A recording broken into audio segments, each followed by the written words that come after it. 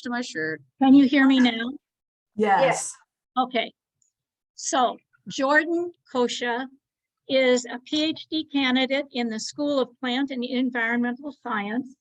He's also a research fellow in the Smithsonian Virginia Working Landscapes. And her talk tonight is going to be recognizing and restoring Virginia's native grasslands. Yeah, so last minute filling in for Leighton here today. Leighton was going to talk about our lab's work in restoration in general. I am unfortunately going to be able to talk about my subset of that. So it's still going to be a restoration focused talk, but it's going to be on the restoration of my dissertation. So the restoration of Virginia's grasslands. So this was a talk that I actually gave 2 weeks ago to the what's it called? National Park Service.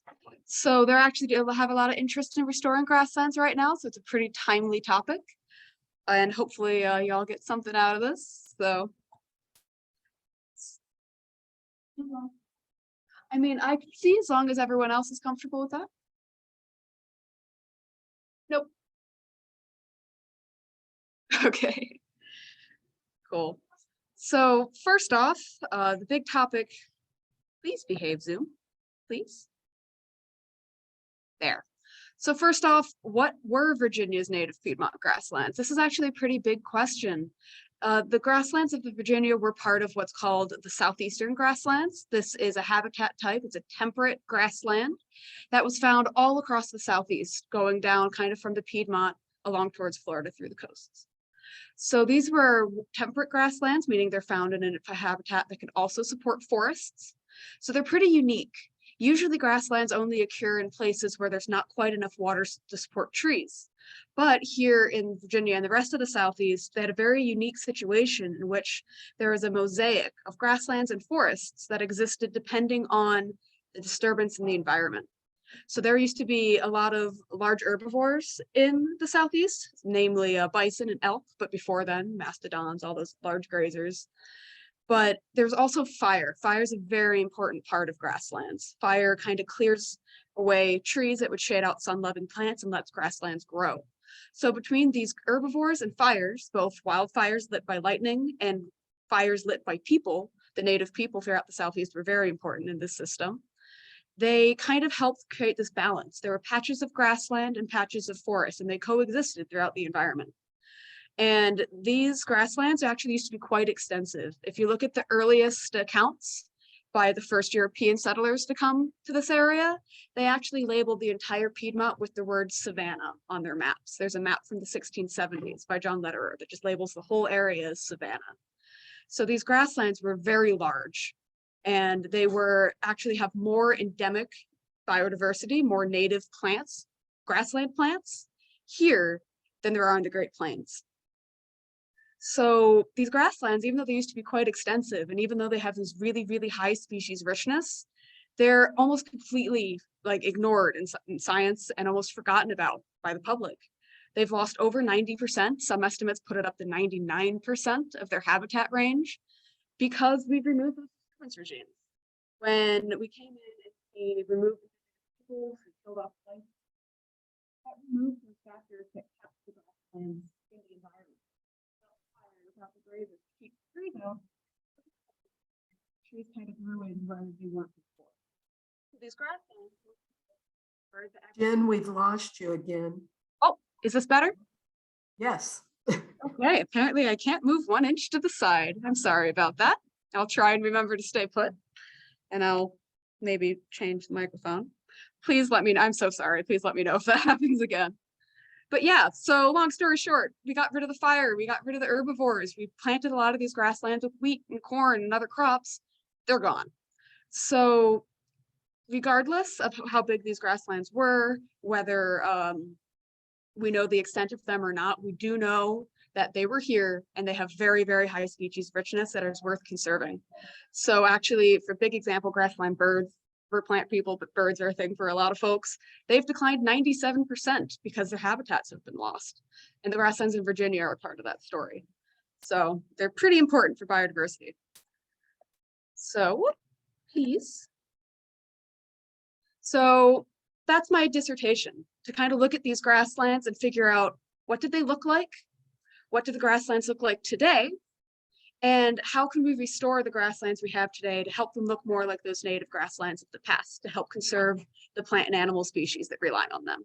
So I'm going to be giving you kind of a little nutshell of my dissertation that I'm writing at Tech. These results are preliminary, so they may change a little bit when they get published, but this will still be a nutshell of what we're finding. So keep doing the same thing. So the first question, I'm looking at what were the Piedmont grasslands? What even were they? We've lost so much habitat. It's kind of hard to really define what they even looked like. So this is a big puzzle here, because if you don't know what they looked like, you can't really conserve or restore them, right? So this is kind of step one. And in my work, I'm trying to figure out what they looked like in terms of plant community composition. So the big thing here is we know there's very high endemic plant diversity in these grasslands, but we don't actually know what species assembled where, what different communities looked like. Were there one kind of grassland community, or were there multiple that we have to be aware of and try and protect? So this is actually a big issue, especially because the Virginia Department of Conservation and Recreation, who write the guidelines for habitat conservation and restoration in the state, actually lump these grasslands in with oak hickory forests and savannas. And all of their data on grasslands is based on just 4 sites. So this is a very limited subset here. In fact, one of those sites is, I'm just going to back up quick, little preview. This site here in the top image, this is one of those 4 sites.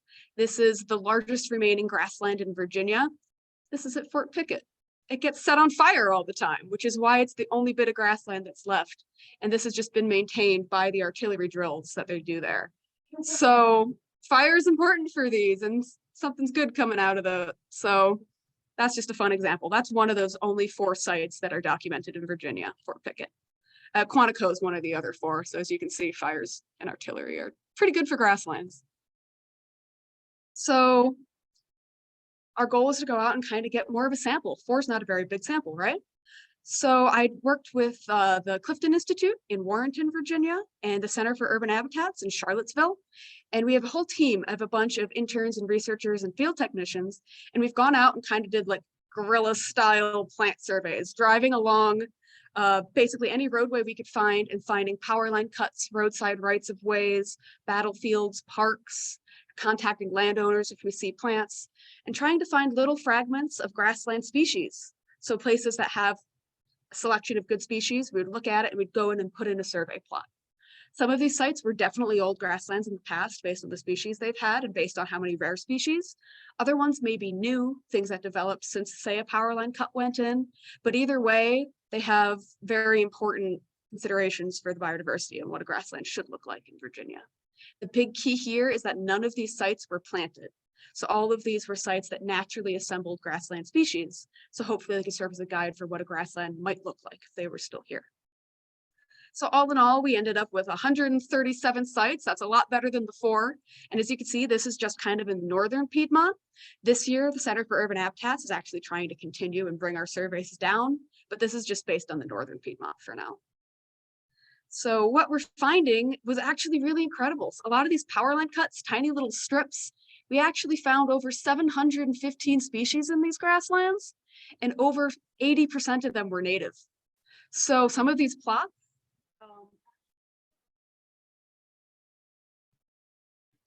We're losing you again.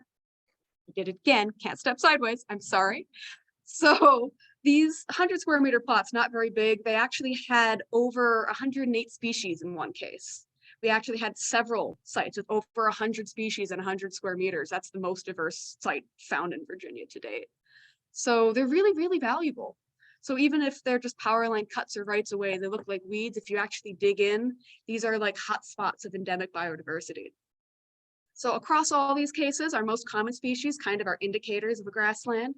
This is our little blue stem, our Andropogon virginicus. We've got one of our dicyntheliums here. I'm pretty sure it's a cumulatum. I'm forgetting, I'm sorry. And then we have narrowleaf mountain mint. So these were kind of our indicators as alongside a suite of goldenrods and other species. We also were really lucky to find some species of conservation concern.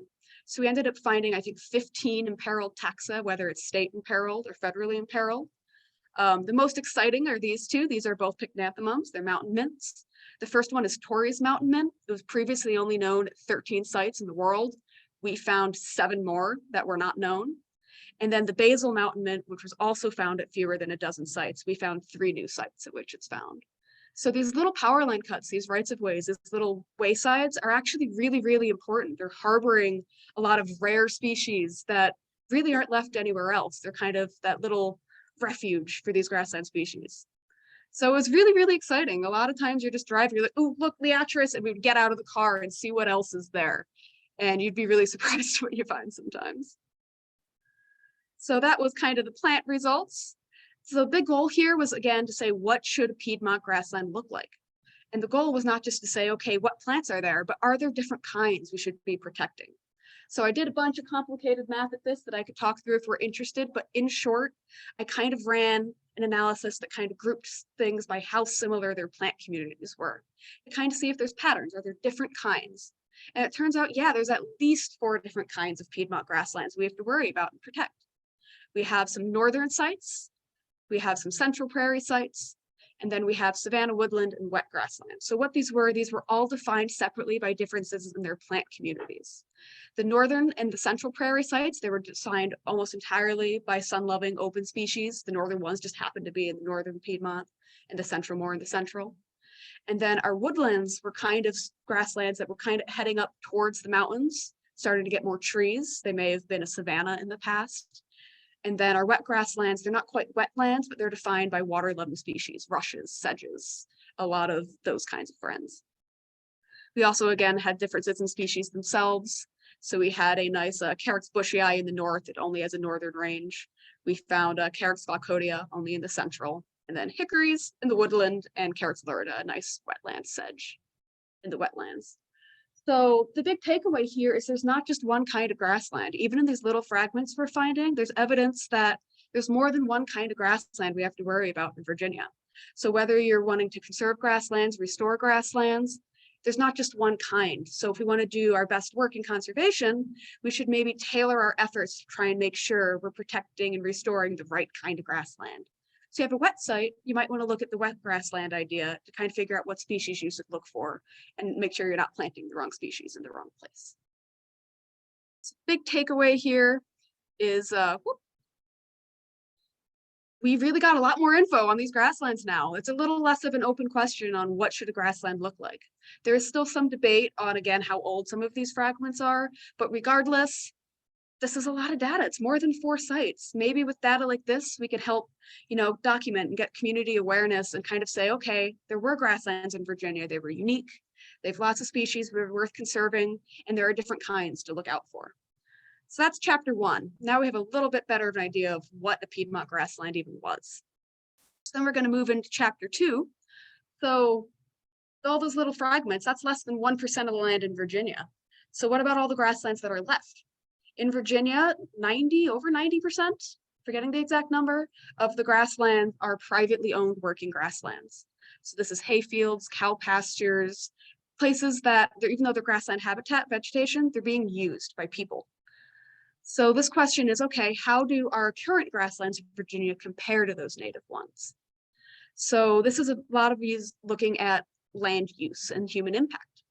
So again, most of the grasslands in Virginia are used for livestock forage, hay production, and they're really relying on these non-native species. So tall fescue, white clover, things that are planted for cattle production. And another issue is there is actually some, especially on private farms, local communities trying to do grassland restoration. And a lot of these restorations, because they don't have a good guideline on what a Piedmont grassland looked like, they were based on recommendations from the Midwest, where we have a lot better understandings of grasslands. So this chapter is going to look at both those restored grasslands and working grasslands, so hayfields and pastures, kind of see how they compare to those native grasslands I looked at before.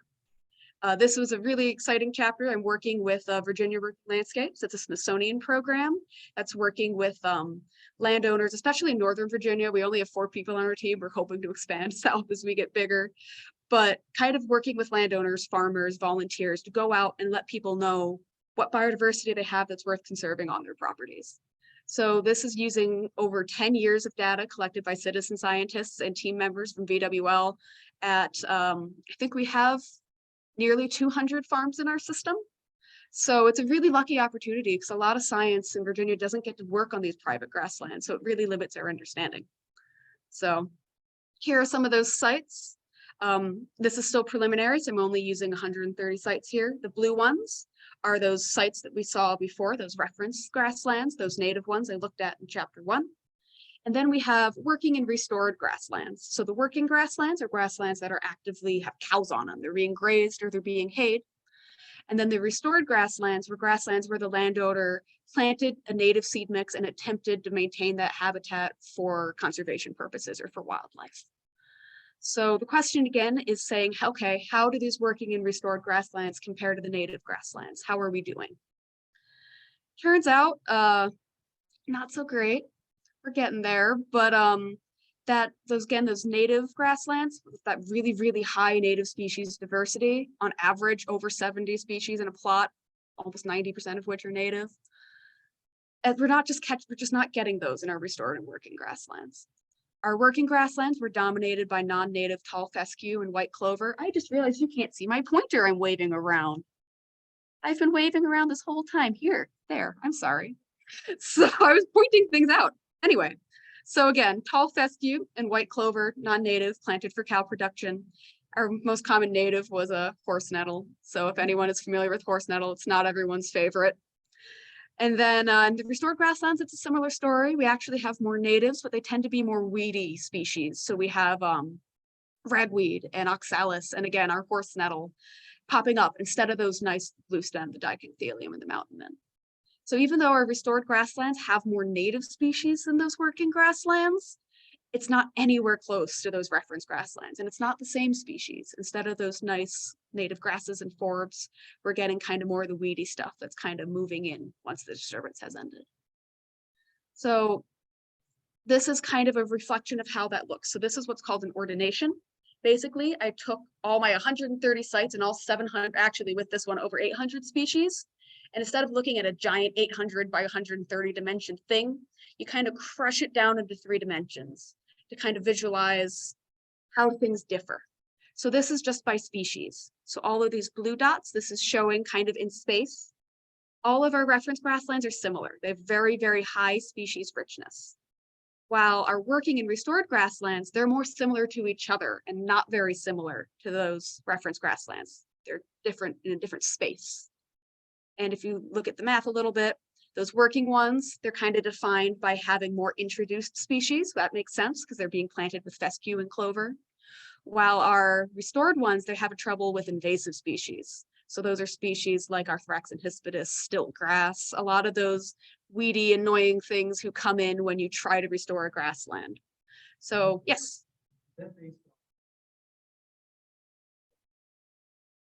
This is based on percent cover of species. Oh, yes. So the question was, is this based on biodiversity of species? This is based on, so the percent cover, how much of a species is in a site. So this space is kind of, if you were to label it differently, it's made up of what species are where. So there's more native species over here and more non-native species over there. Basically, this visualization is just showing very simply that there's a big difference in species composition between these sets. And I have to do more analysis to kind of suss out what, but again, this is preliminary data. Yeah. Is anything that clear? Sorry, I realized I could have went through that a little differently. So again, what this is showing is that our working and restored grasslands just really aren't matching up to those native ones. They're not capturing that really important high native species richness. So the main takeaway there is that a lot of our working grasslands and our restored grasslands aren't quite having the conservation benefit we need for native grasslands. They're not having those species that we need to have a healthy grassland, and therefore they're probably not supporting the birds, insects, and other plants that we hope to conserve in a nice healthy grassland. So it's kind of showing that they have a long way to go. It also shows that those reference sites we saw before, it kind of underscores how important they are. Even though they're small and they're scattered, they're kind of the only places a lot of these species are left in our landscape. So that whole thing there. So, okay, our working grasslands don't quite look like what we need. Our native grasslands have a lot of important species, and our restored grasslands aren't quite getting there. So that's where question 3 comes in. How do we make our restorations better? How do we do better restorations? So this is kind of addressing that issue I mentioned briefly before, where a lot of restored grasslands in Virginia are using techniques and seeds produced in the Midwest. And the Midwest had a very different kind of grassland. So there's differences between the regions, both in what species live there, what the kind of environments we have. So the goal is to say, okay, how can we make a Virginia restoration look more like a Virginia grassland instead of a Midwestern grassland? Big part of this issue, which is something that some of my partners, especially the Center for Urban Habitats, are addressing. The biggest issue is we just don't have a lot of Virginia native species seed available. So a lot of times when people are putting in trying to restore a grassland, they go and purchase seeds, say from Ernst Seeds. But that seed mix they get may have species like purple coneflower that aren't actually native in Virginia. So the grassland they're planting doesn't look like what it should. It's bringing in non-native species. So this is kind of looking at how can we make it better. So here's an example of what is actually a fairly lovely restoration by one of our landowners, but there's that dang purple coneflower. It's not supposed to be there. So it's an effort where a lot of people are honestly trying their best, but we have very limited resources. Yes. I had read somewhere in a website that they legislate for Yes, actually, this actually might be one of them. One of the sites that I surveyed with VWL, it is one of the farmers, it's called Sunnyside Farms. He is raising specifically, I think it's helianthus seeds for restoration. So it is actually an industry that's kind of starting. You're starting to get people trying to propagate these plants and trying to get a seed source, but it's a big step to go. I mean, right now, most seed mixes only have like a dozen to 20 species, while our native grasslands had sometimes over 100 in a single grassland. So it's a big challenge, especially because a lot of these plants, we don't know how to raise their seeds or harvest them or grow them reliably, but it's also a big chance, a lot of opportunity for new work there. So yeah, getting into that. So this is where I have a restoration experiment going. So this is actually how I got into all of this. I like to joke that I accidentally became a restoration ecologist. I got into this because I started with this project at Virginia Working Landscapes, which is centered at the National Zoological Park and Conservation Biology Institute in Front Royal, Virginia. And there, along with our partners, the Clifton Institute in Warrenton and the Oak Spring Garden Foundation, we are trying to test different restoration techniques that are commonly used in Virginia. So we're testing both NRCS recommendations, so instructions that people are given when they want to do grassland restoration in Virginia, as well as some organic techniques, because a lot of the landowners in the Virginia Working Landscapes Network want to do things organically. So I have 3 sites here, and each of these I have a restoration experiment going. I've been working on this experiment for 5 years, and this is kind of how it's set up. So at each of those three sites, we have 8 different treatments. And these treatments are testing 4 different ways of establishing or getting grassland plants in the habitat and 2 different ways of maintaining them. Because like I said earlier, you have to maintain a grassland. Without the fire and the herbivores, it's going to become forest here. So we need to maintain them. So establishing and maintaining. The colors are showing the different establishment techniques. So first off, control, we're not doing anything. You need that for science. The second 2, we are applying herbicide. So in this case, it was 3 applications of glyphosate. In the spray and leaf, we just applied glyphosate and then left it to regenerate.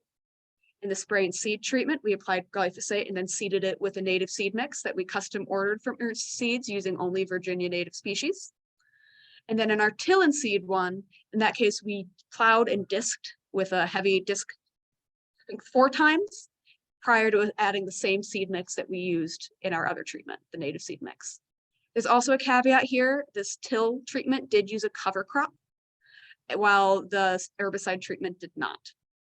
That becomes. And then in each of those, half of it was mowed to kind of mimic grazing in the best way we can. We don't have bison anymore, but we've got lawnmowers. And then the other treatment was a bird treatment. So using prescribed fire to kind of mimic the wildfires that may have maintained these grasslands. So again, I've been doing this for 5 years. I actually just went and burned my sites again last 2 weeks ago. So the data I have is preliminary.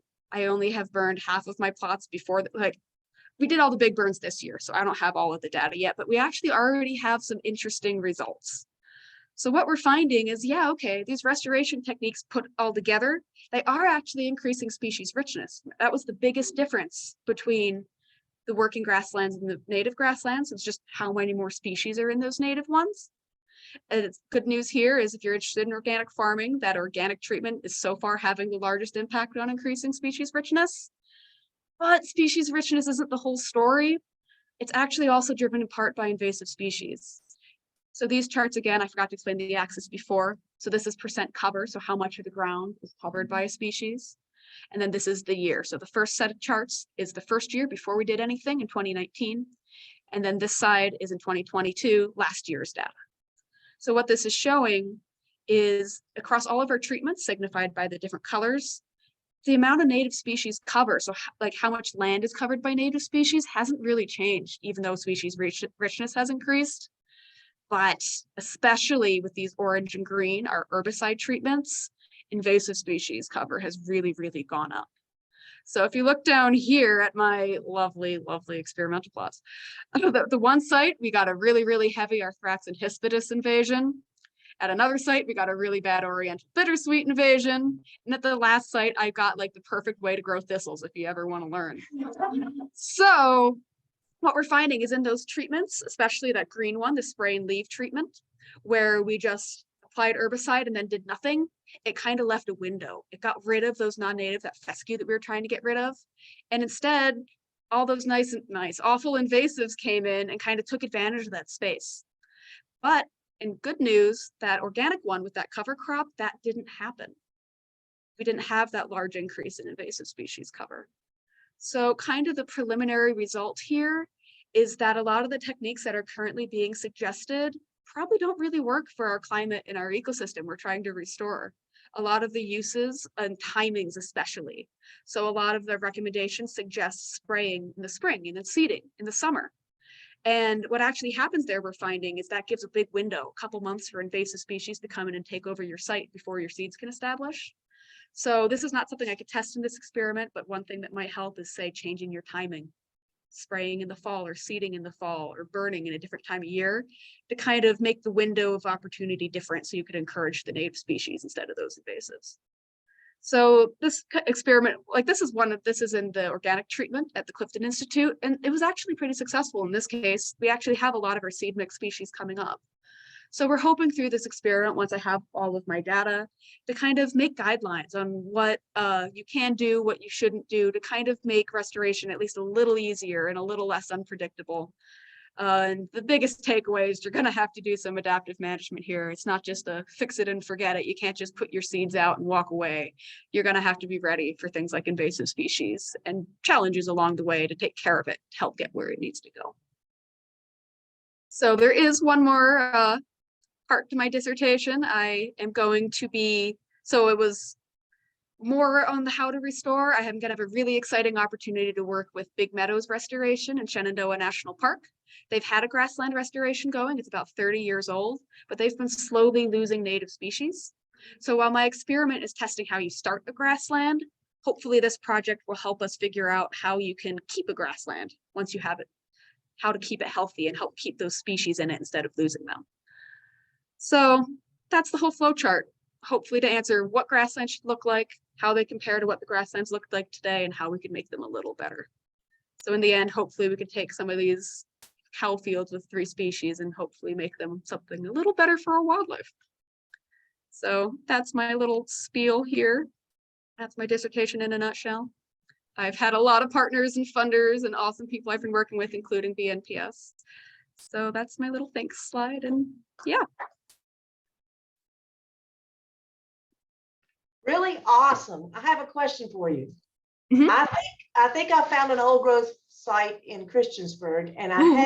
I have Devin Lloyd is coming in June in the fall. I'm excited about that. But the problem is I can't get, how did you get in contact with the owner? I've sent a letter, I knocked on their front door and their back door. So how do you do that without terrifying them that you've come to take their land away or something? That's been an issue. So that's why I joked a little earlier that we did a couple guerrilla surveys. Oh, the question, sorry. So in short, thank you, sorry. So in short, if you find like, so Beth found a site, a grassland site that looks like it might be a nice fragment, but she's worried about how to contact the landowners to get there without alarming them, thinking you're gonna be taking their land or something. So how do you, get to see these nice sites, document their biodiversity without spooking off the landowner? It's kind of a delicate balance. In many cases, we've been lucky. We've done things like look up property, like documentation, try to find phone numbers, try and get in touch with folks. That was our main strategy. And honestly, you just go in and you be straight up honest with them and you say, hey, we think you have something really special here. A lot of people are excited to hear they have something special. And you just ask, can we come look at it? There are, of course, cases, we've had cases where they said no, and that is, a loss for the science, but you have to respect that. There's also been cases where there's a convenient power line right next to it, and we just survey the power line right next to it. But So it this can be site, very tricky. this site is under a power line. So what are the legal ramifications there for it? It's in under. So power line rights of ways, you can contact the power line company, and you can usually get access to get permission to go on that land because it is under the jurisdiction of the power line company, not the landowner, if it's right under the power line. So that's how we did quite a few surveys. Thank you. Great, Mhm. awesome talk. Thank you. And I'd love to know where that is. So I'll be glad to show you. It's at the Qantas Park in Christiansburg. I don't have my email on here. I should put my email out, share with you guys so y'all can get in touch. Chat.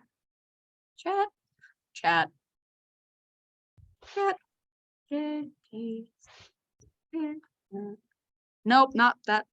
What's my tech email? I have 5 emails. I have a Smithsonian one, a tech one, a personal one. I think that's the right one. So that'll be in the chat and I could also give it to y'all. Yes.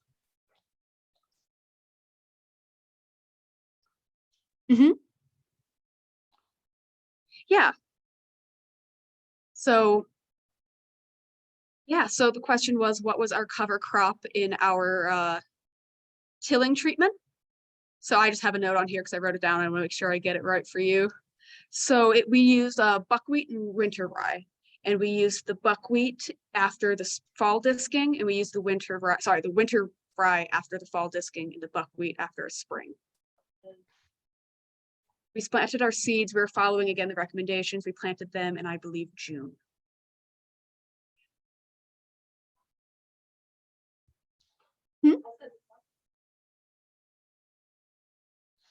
That's why we right before our planting, we did disc again to bring that buckwheat into the ground. Yeah, so kind of between reading recent literature and what we're seeing so far, it seems like the cover crop was actually pretty important in these results. My experiment isn't set up so I could test cover crop or not. So the cover crop is in with the disking. It's hard to tell if it's the cover crop or the disking that makes a difference, but I have my suspicions of the cover crop. Have you been, sorry. So far, but I have to do more analysis, but it's going to be hard to conclude for sure whether it was the tilling or the cover crop or both. But other research in other areas of the Southeast suggests that cover cropping may be important. So.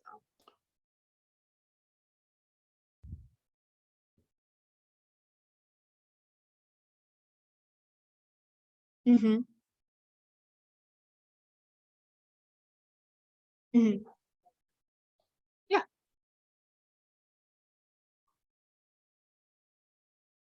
Yes, so the question is whether we're using any treatments without herbicides. That is our disking treatment. So this purple one, we just disked. We did not use any herbicide. So that's like our organic method. And then we also, our control might be similar to what you're doing, our control burn, in which we did nothing, but we burned it repeatedly. And at our one site, that actually has been having very nice results. At the other sites, not so much.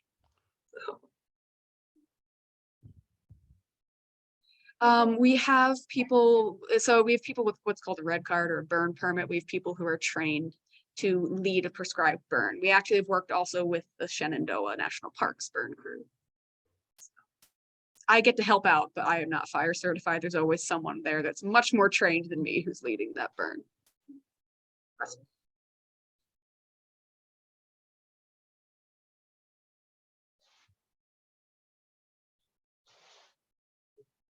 Mhm.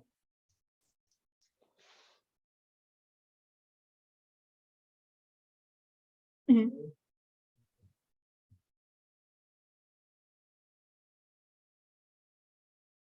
Kinds of cool things. Mm-hmm.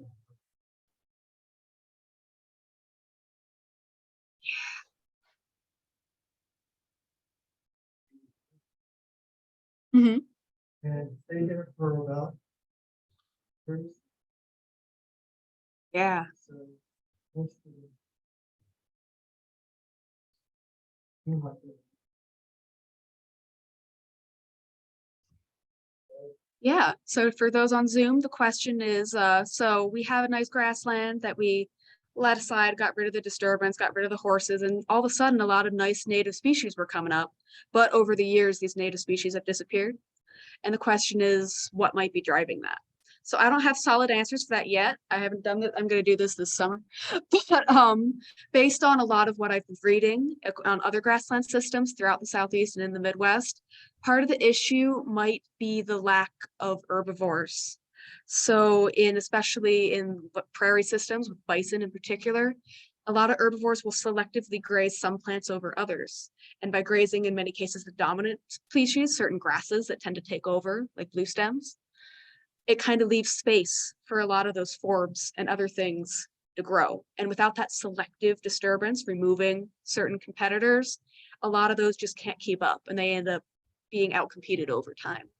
So that's the major theory. That's what we're thinking in a lot of grassland systems. Why we're losing diversity in restored grasslands over time is because burning or mowing as we do it, it's not selective like a bison would be.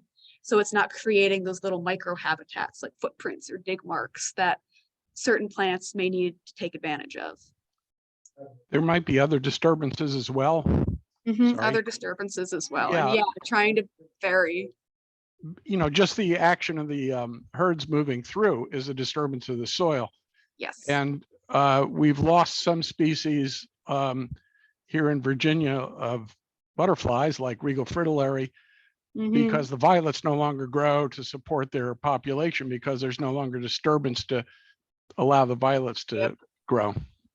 Yeah, it's one thing that my advisor Leighton, who was supposed to be here, we've kind of joked about, but like not really joked. What if we made a giant like bison tractor or a mastodon tractor and tried to use that, like by taking up like cow poop and spreading that out and like trying to mimic some of those other things, that trampling, that wallowing, that disturbance. And actually one of my collaborators at one of my experimental sites at the Clifton Institute, his big goal is to get bison and stick it on a restored pasture. So we'll see. The eastern population of regal fritillary that still exists is at Fort Indian Town Gap, Pennsylvania, where they run tanks over it all the time. See these tanks and artillery fields. They have something going. Yeah. At Grayson Highlands, I actually haven't looked at those grasslands at all. So there is also a thing like ponies and cattle are non-native and they work differently than say a bison would have, but that'd be something I'd like to get into because that is honestly grazing may have something to do with it. But there has been studies, especially in the Midwest, that cattle don't quite do the same thing a bison does. Complicated.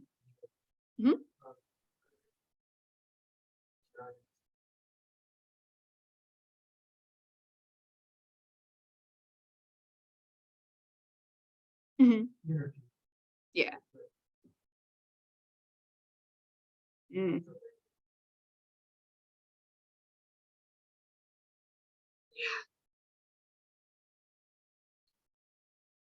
I'm going to zoom way back. So the question is, I have a pretty restricted study range in the northern Piedmont, kind of more in the upper Piedmont.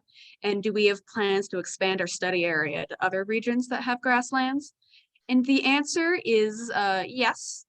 So right now this is limited these are all small teams we're working with. So Clifton only has a few folks, Center for Urban Habitats only has a few folks. Like we're small, we have to drive to them and gas is expensive. But Center for Urban Habitats in particular is trying to at least expand through the rest of the Virginia Piedmont. So this year they expanded more east and south to try and, stretch out our study range. Their eventual goal is to cover the entire Virginia Piedmont. And there are other teams working in other states. Like I know there's some grassland surveys going on in Georgia, but big task. So hopefully, if we can continue to, get funding and for gas to get out there, the goal would be to try and document as much as we can. Because I mean, even in our little study area, we saw at least 4 pretty distinct kinds. The whole Piedmont probably has so many more that we should be, have on our radars for restoration, conservation. Yes.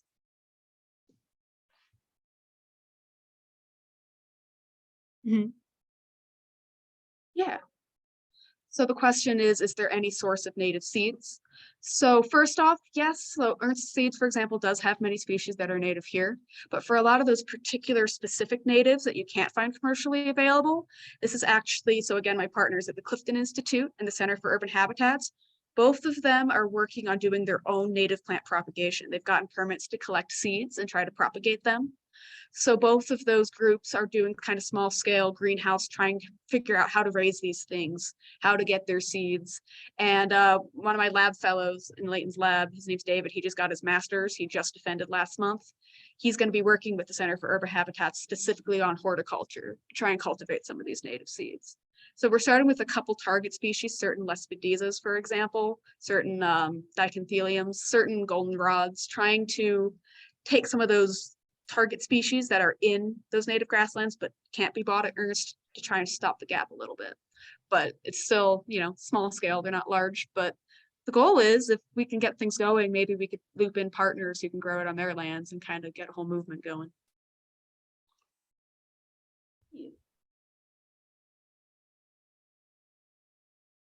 Yeah.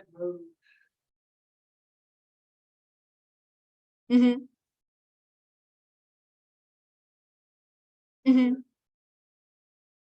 Yeah, with Virginia Working Landscapes, we had a couple farms in the valley. Where'd they go? Yeah, just a couple.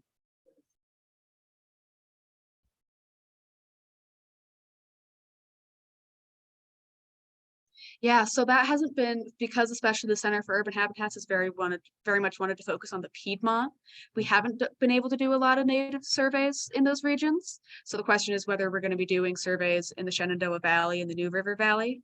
But that's something Leighton, my advisor, we've been kind of thinking like, okay, maybe with some of his classes he teaches, maybe we could, take some students and go do some surveys in these areas because there's some around.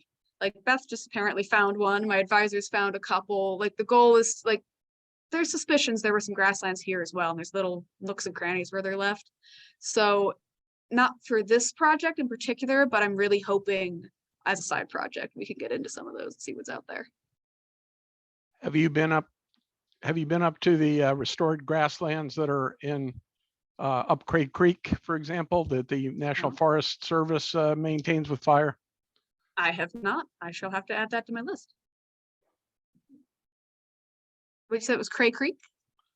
Yeah, it's probably a mile and a half short of Caldwell Fields as you drive up that way. Okay. Go look in July Is when there? Leatris is going. Okay, someone told me there's a lot of okay, cool. I'll have to look into that. I actually was going to go this summer, but my little sister came into town and threw off my plans. So cool.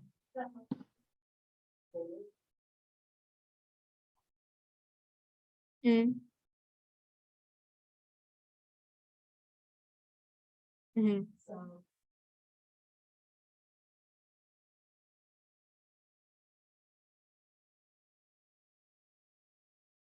Mm-hmm. Yeah. Yeah. Mm. Okay. Yeah. No, burning these things is pretty. Yeah.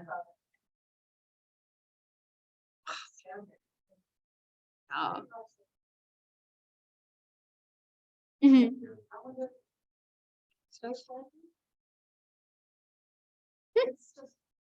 Sometimes you'd be really surprised, like Lisa said, what comes up out of the seed bank. Like one of our sites, the Clifton Institute, my experimental site, the control burn plot is looking lovely because there just happened to be some seed sources nearby. We are getting all kinds of like gray goldenrod, showy goldenrod, or no, the other one, early goldenrod, of course, but things, blue stems just kind of coming up out of the soil that we didn't expect to see. So in some places, you know, if you set it on fire, it does happy things.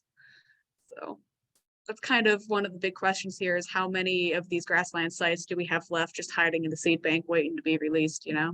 But in other cases, in other parts of my experiment, you just get thistles. So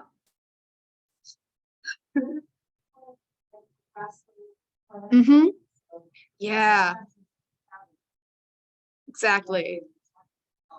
No, they're a big part of the story. They're a good example of one of those narrow endemics that kind of proves that grasslands were part of Virginia. You know, because for there to be, you know, species that evolved here and are only found here that need grasslands, it's some pretty strong proof that grasslands were a big part of the landscape, right?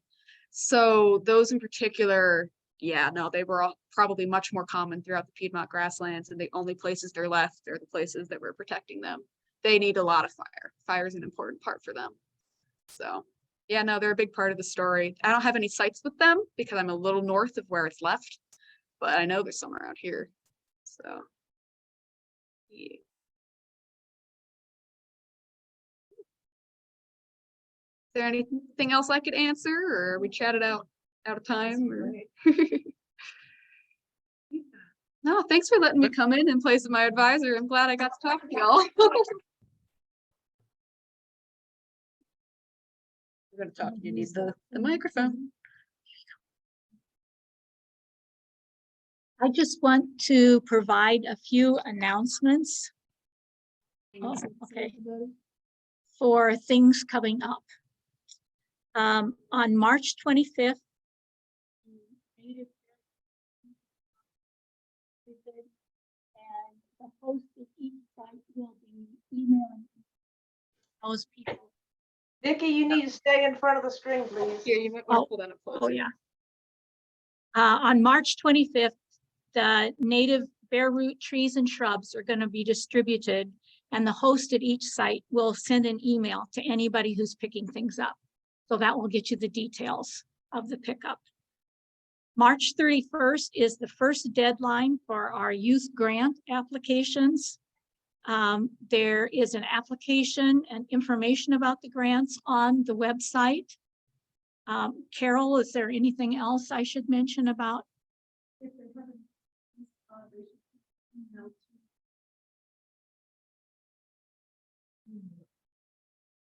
Okay, if you have questions, you can go to any of the contact forms on the website and just send an email, and that email will get to Carol. On April 11th, we'll have our next meeting, and this is going to be a Zoom meeting. Dr. Blossi, I'm not sure how to pronounce it, is a professor at Cornell of natural resources and the environment. And his research focuses on multiple stressors on the land, especially deer. And we're going to have a pre-recorded talk that he has given, and then he will be with us in person for a question and answer period. On April 29th, we're going to have a field trip to Hungry Mother State Park. Brenda, is there anything else you want me to say about that? Okay. It is. It's a Saturday. And then June 10th is our native plant sale. And I know the committee is working. And Ellen, do you have anything more you want to say at this point? Okay.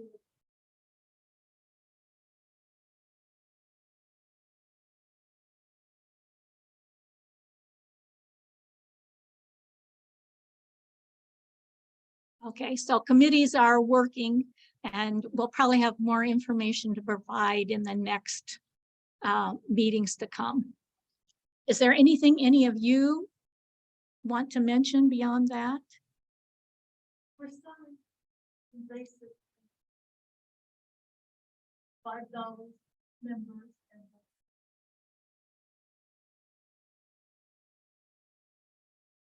on them. Okay. And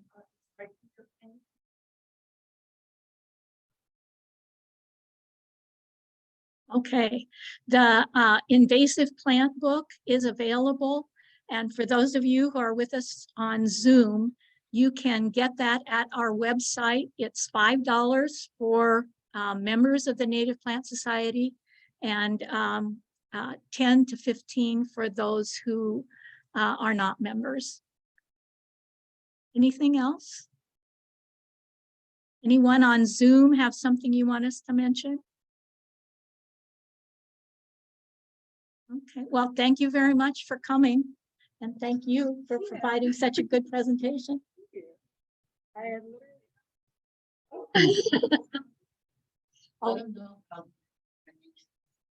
Okay, Brenda will be putting this presentation up on YouTube soon.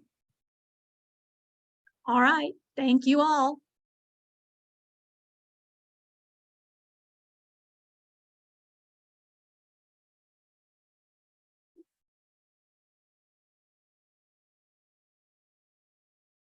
In, Zoom here, it's just small. yeah, it's just on the side. And